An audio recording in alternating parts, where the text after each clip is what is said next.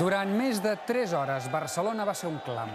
El recorregut oficial de la manifestació va quedar desbordat des de bon principi i milers de ciutadans hi van participar sense poder avançar durant una bona estona. The question is what's happening to our country? Why do millions of Quebecers not see themselves in this government?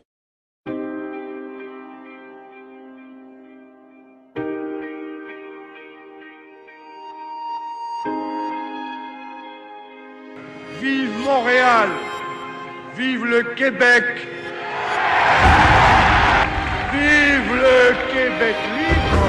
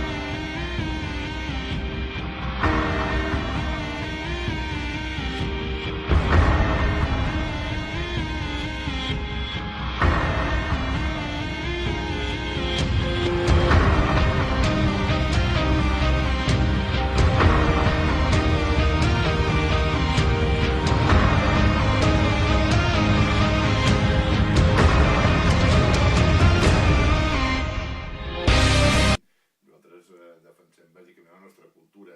Crec que tenim uns fets diferencials que ens fan diferents de la resta de l'Estat i aquests bàsicament es basen en trets culturals. Vol dir bàsicament la llengua, vol dir tenir unes institucions pròpies, unes institucions que arrenquen de fa molts anys, del segle X, i que hem reivindicat i que volem continuar mantenint. Tout d'abord, ce qui est important de comprendre, c'est que ce mouvement-là, à la base, c'est un mouvement qui se fonde sur des bases principalement linguistiques et idéologiques.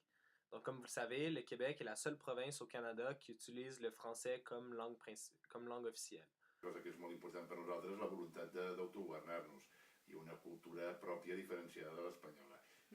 Et ce chemin nous permettra enfin de faire nos propres choix selon nos besoins et surtout selon nos propres aspirations. I a nosaltres el que ens està afectant precisament és el que us comentava abans, no? Els 16.000 milions de dèficit fiscal que tenim i per tant tenim un doble impacte, el de la crisi global que pateixen tots els països europeus i afegim els 16.000 milions que l'Estat no ens torna a Catalunya.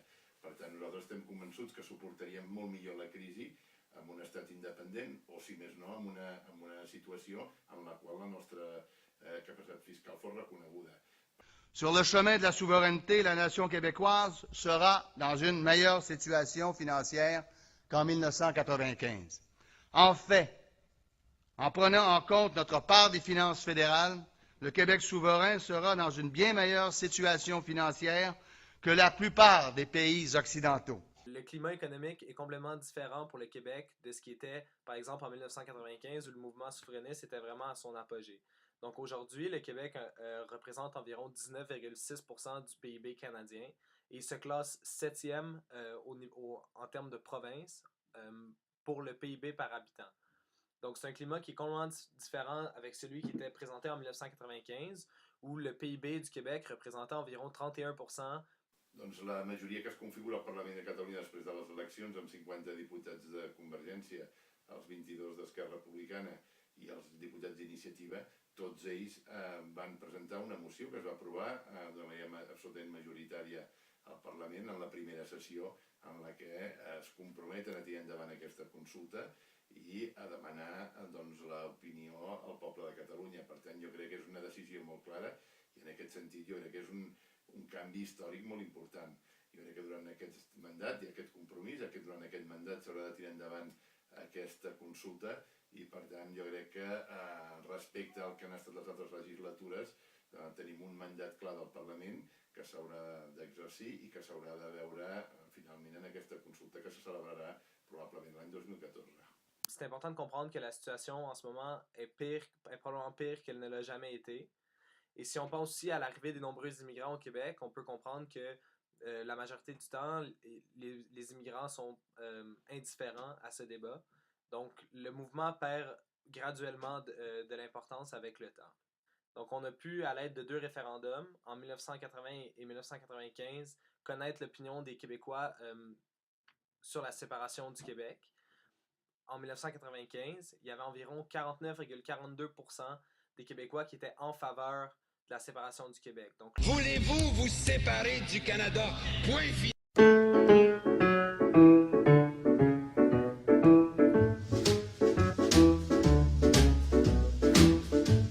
My baby don't care for the show.